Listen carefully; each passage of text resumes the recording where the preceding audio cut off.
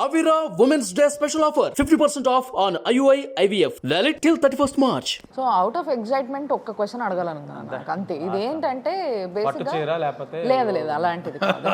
అంటే ఒక junior politician ఎవరన్నా ఎంటర్ అయితే అడిగే ప్రశ్నే, కానీ మిమ్మల్ని ఎందుకు అడుగుతున్నా అంటే నేను ఇంత లెగసీ ఉన్న మీకు అంటే ఫ్యామిలీలో 24 గంటలు పాలిటిక్స్ చూసిండ్రు, ఆఖరికి అటు తల్లి తండ్రి ఇప్పుడు మీ ఇంట్లో ఉన్న భార్య ముగ్గురు దగ్గర అంటే ముగ్గురు కూడా నాయకులుగా వాళ్ళ ముగ్గురిని చూసిండ్రు. మీరు చెప్పండి, ఇప్పుడు ఈసారి మీరు ఒక నాయకుడు అవ్వబోతున్నారు కాబట్టి ఆల్రెడీ జనాల్లో నాయకులుగా తిరుగుతున్నప్పటికీ అఫీషియల్గా నాయకుడు అవ్వబోతున్నారు కాబట్టి మీరు వీళ్ళ ముగ్గురులో ఎవరిని ఫాలో అవ్వచ్చు, ఎవరిని ఇష్టపడతారు మీరు? అంటే ఎవరిని రాజకీయ పరంగా ఎవరిని ఫాలో? ఒక్కొక్కరిలో ఒక్కొక్క క్వాలిటీ ఉంటుందమ్మా. అప్పారావు గారిలోని ఒక క్వాలిటీ ఏంటంటే ఆయన కింద స్థాయి నుంచి పెరిగిన ఒక రైతు బిడ్డగా పెరిగారు కాబట్టి మా గుమ్మాలు ఎలాగా ఉంటాయంటే బీచ్ చివరన ఒక స్ట్రీట్ వెండర్ రావచ్చు, ఒక రియల్ ఎస్టేట్ డాన్ కూడా రావచ్చు.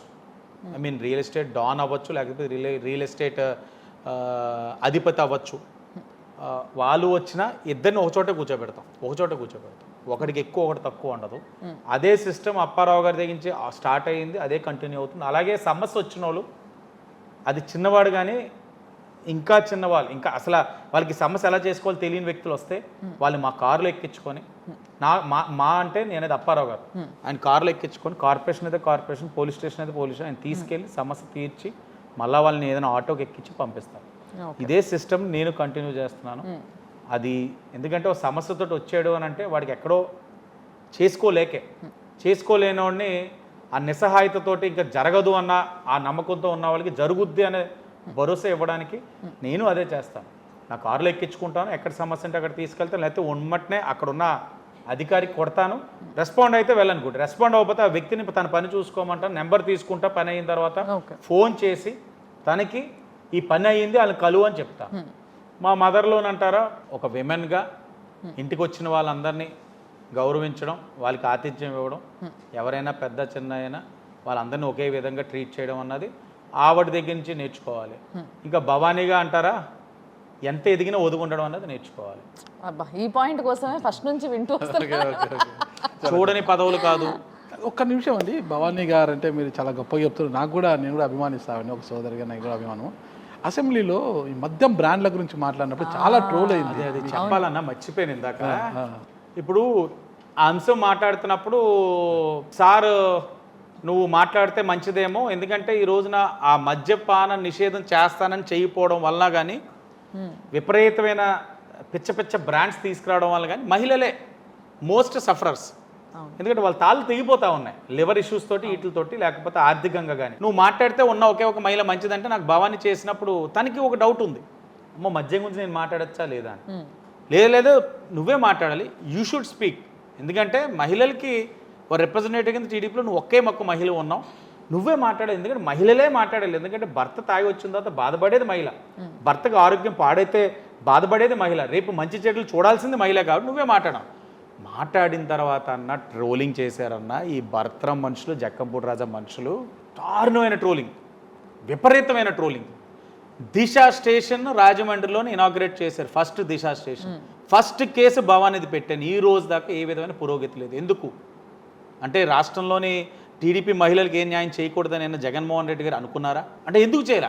ఒక భర్తగా మీరు ఎలా ఫీల్ అయ్యారా ట్రోలింగ్ చూసి? చాలా బాధపడ్డాను. ఒకనొక సమయంలో ఎందుకురా మాట్లాడించాను, అయ్యో ఏంటి ఇన్ని మాటలు పడతాను తినో అంటే చెప్పుకోలేని మాటలు అంత ఆన్ రికార్డ్ తీసుకెళ్ళి తమ్మినేని సీతారాం గారికి, ఆయన కూడా అనకూడదు కానీ ఒక చైర్లో ఉన్న వ్యక్తి, ఇంకా చైర్ గౌరవించి మాట్లాడలేదు కానీ తమ్మినేని సీతారాం లేకపోతే అనేద్దు నా మాట, రికార్డెడ్గా ఇస్తే అమ్మాయి అంటాడు అతను.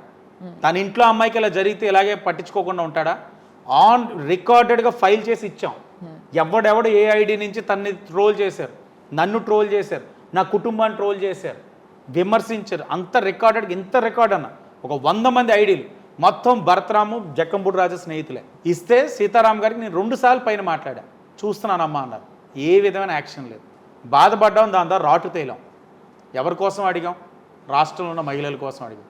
సరే అడిగిన ప్రశ్న గట్టిది కాబట్టి, అడిగిన తీరు గట్టిగా అడిగింది కాబట్టి వీళ్ళు భయపడి మన మీద డిఫెన్సివ్గా వస్తున్నారని ఆలోచించుకొని ఇంకా మనం పోరాడదామని ఫిక్స్ అయ్యి ఆ ఇష్యూని నేను ప్రొలాంగ్ చేశాను. సీతారాం గారు అయితే దారుణం, ఒక స్పీకర్గా ఉన్న వ్యక్తి నీకెందుకమ్మా దాని గురించి అని చెప్పి అసెంబ్లీ సాక్షి గారు కూడా అడిగారు భవానీని. అవును.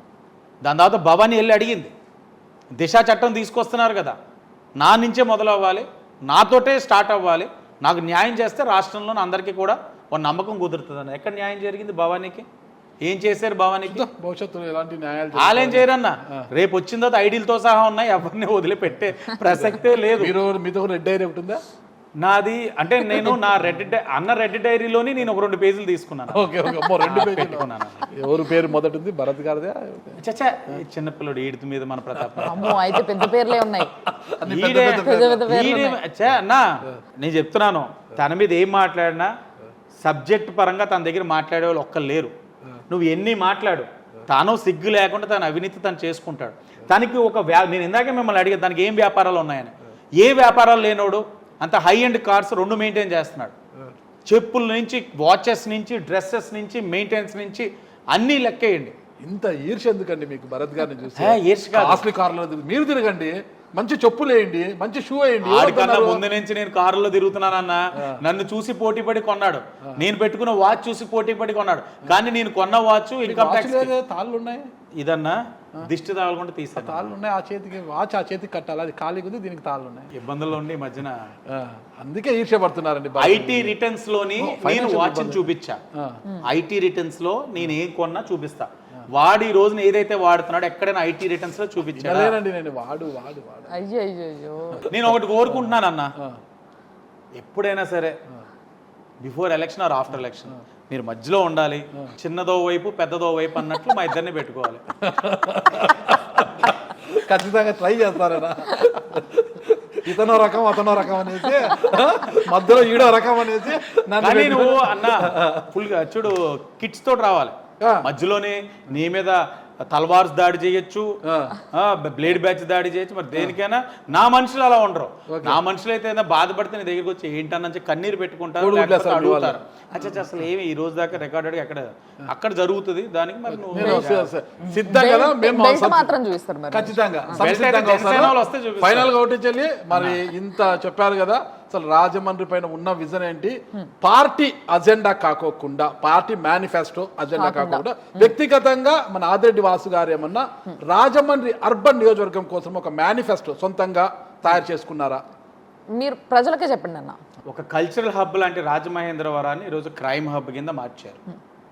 ఈ యొక్క కల్చరల్ హబ్, సాంస్కృతిక రాజధాని అయిన రాజమహేంద్రవరాన్ని క్రైమ్ హబ్ కింద మార్చారు.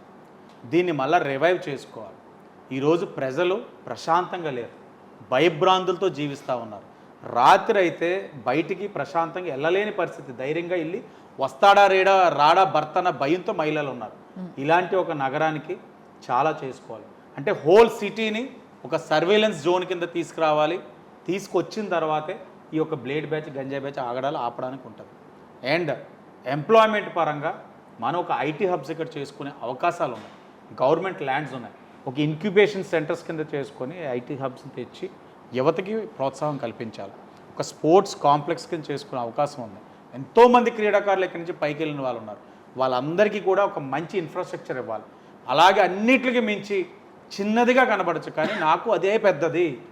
ఆరోగ్యకరమైన రాజమహేంద్రవరం నాకు కావాలి.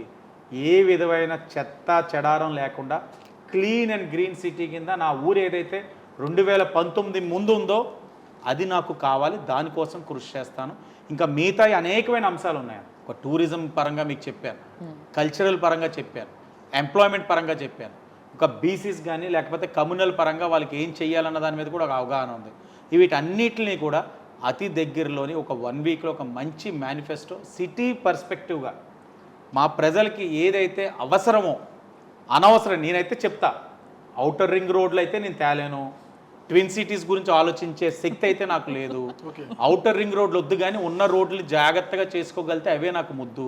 వీటినే నేను దృష్టి పెడతాను. అనవసరంగా బాగున్న రోడ్లని ఇరుకుగా చేసి అనవసరమైన డివైడర్లు వేయను. ఇది 24 గంటలు నీళ్ళైతే నేను ఇవ్వలేను. నా దగ్గర ఏమి అలాగ పైనుంచి ఎలా అంటే ఇలా నీరు వచ్చే సిస్టమ్ లేదు. ఇప్పుడున్న ఇన్ఫ్రాకి మార్నింగ్ ఒక 1 అవర్, ఈవినింగ్ ఒక 1 అవర్ ఇస్తే దండం పెడతారు. మనకి పాలకులకి దండం పెడతారు ప్రజలు. సురక్షితమైన నీరు, ఏ విధమైన ఇన్ఫిల్ట్రేషన్ లేకుండా సురక్షితమైన నీరు, మార్నింగ్ 1 గంట, ఈవినింగ్ 1 గంట. అదే 24 గంటలు ఇవ్వాలంటే ఇప్పుడున్న ఇన్ఫ్రాస్ట్రక్చర్స్ని వందల కోట్లలోని బిల్డప్ చేసుకోవాలి. ఆ ఇన్ఫ్రాస్ట్రక్చర్ బిల్డప్ చేయడానికే ఒక 10-15 సంవత్సరాలు పడుతుంది. అంటే నాకు అంత మా బాబు గారికి మంచి విజన్ ఉంటుంది, he's always 10 years ahead of us. కానీ ఇంత 15 ఏళ్ళు అంత విజన్ నాకు వద్దు. నాకు ఉన్న ఇవే, వీటి వలన నా రాజమండ్రి ప్రజల ఒక జీవితాల్లో మార్పు తీసుకొస్తా. అంతకి మించి సూపర్ 6 ఎలాగైనా ఉంది, బాబు గారు పవన్ కళ్యాణ్ గారు కలిపి ఇచ్చింది. దానికి జాయినింగ్గా ఇప్పుడు నాకు బీజేపీ సహకారం కూడా ఉంది. ఏదైతే ఇప్పుడు ఎయిర్పోర్ట్ ఎక్స్పాన్షన్ జరుగుతుందో అది మా బిల్డప్ స్టార్ తెచ్చింది కాదు, కేంద్రం ఇచ్చింది. రైల్వే ఏదైతే ఉందో అది కూడా కేంద్రం ఒక సహకారం ఉంది. బిల్డప్ స్టార్ ఎవరు? బిల్డప్ స్టార్ ఎవరు ఇక్కడ? ఎవరు బిల్డప్ స్టార్ ఎవరు? అదే ఎవరన్నా? నాకు ఐడియా లేదండి. మీరు మీకు ఐడియా లేదా? మీకు తెలుసు అన్న, మీకు తెలుసు, మీరు మనసులోంచి రావాలన్నమాట. లేదండి, నువ్వు మాట్లాడాలి, మేము వినాలి. లేదండి, నాకు తెలియక అడుగుతున్నా, అనుమానం. బిల్డప్ స్టార్ ఎవరు? ఇంకెవరన్నా బిల్డప్ స్టార్ అంటే ఒక ఔటర్ రింగ్ రోడ్ వేస్తా అన్నాడు, పువ్వులు ఏమంటాడు అన్న ఇది మన వైపే వస్తుంది. మా వైపు ఇల్లు ఎక్కువ పెట్టకండి. ఓకేనా చెల్లి? ఇవేమీ లేనిది నేను ఏది చేయగలనో అదే చెప్తా, ఏది చేస్తానో అదే చెప్తా, అది చేస్తా. ఓకే, లేనిపోని హామీలు 100 రోజులు స్టేడియంలు కడతానని లేకపోతే ఇంకేదో చేస్తానని హామీ ఇవ్వలేను. ఏది చేయగలనో నాకు తెలుసు. ఆ క్లారిటీ తోటే 5 daysలో ఇస్తాను. మంచి మేనిఫెస్టో నేను పబ్లిక్కి అందుబాటులో తెస్తాను. అలాగే చిన్న ఉండిపోయినాయి అన్న. 22A అని ఒకటి ఉంటుంది అన్న, చుక్క భూముల్లోనే ఉంటుంది, చుక్కల భూమి. దాన్ని మేము రాజముద్ర వేసేసాం. రాజముద్ర వేసాం. కొన్ని ప్రాంతాల్లో వాళ్ళ భూమిని 2-3 floors కట్టుకున్నారు. కోట్లు విలువ చేస్తుంది, అమ్ముకోవాలన్నా అమ్ముకోలేరు. అది అలాంటి ఒక భూములు ఉన్నాయి. 5 ఏళ్ళు ఉన్నారు అధికారంలో, ఎక్కడ కూడా ఏది చేయలేకపోయారు. వీటన్నిటిని కూడా పరిష్కరించే శక్తి మాకుంది. రాజముద్ర అయిన దాన్ని కూడా అమలు చేయలేని అసమర్థులు ఈ వైఎస్ఆర్ కాంగ్రెస్. అది కూడా చేయడం వల్ల వేలాదిగా ప్రజలు దాంట్లోనే ఆనందపడతారు. ఎందుకంటే వాళ్ళకి ఆథెంటికేషన్ వస్తుంది, డాక్యుమెంట్ వస్తుంది. ఈరోజు వాళ్ళు పెళ్ళిళ్ళు చేస్తున్నారు, వాళ్ళ పిల్లలకి ఆస్తి ఇవ్వలేరు, ఇవ్వడానికి లేదు, చట్టబద్ధంగా ఇవ్వడానికి లేదు. కూతురు నీదేనమ్మా అంటారు, ఏదేని అల్లుడు అడుగుతాడు, ఒక పేపర్ మీద రాసి ఇవ్వలేడు. అలాంటి బాధలకి పడకుండా శాశ్వతంగా భూ హక్కు ఇచ్చి డాక్యుమెంట్ ఇచ్చే కార్యక్రమం కూడా రాజమండ్రిలో వేలాదిగా ఉన్నారు. అది కూడా చేస్తాం. ఓకే, థ్యాంక్ యూ అండి. క్లియర్ అన్ని కూడా అంతే అన్న. ఓకే, చెప్దాం. ఆయన ఫైనల్ గా ఆయన అజెండా చెప్పాడు కదా, మరి అజెండా చేసి నిజంగా అమలు చేస్తే ప్రజలు దండం పెడతారా, దండం తీసుకొని దండిస్తారా? లేదు, ఇక ట్రెండ్ మారింది కదా, ఇది అది రెండా? ఓకేనా, మరి దేంతో దండిస్తారు? దండం పెడతారా, దండిస్తారా అనేది కూడా వేచి చూద్దాం. ఓకేనా? డెఫినెట్లీ అన్న. అండ్ మీకు కూడా ఆల్ ది బెస్ట్ అన్న.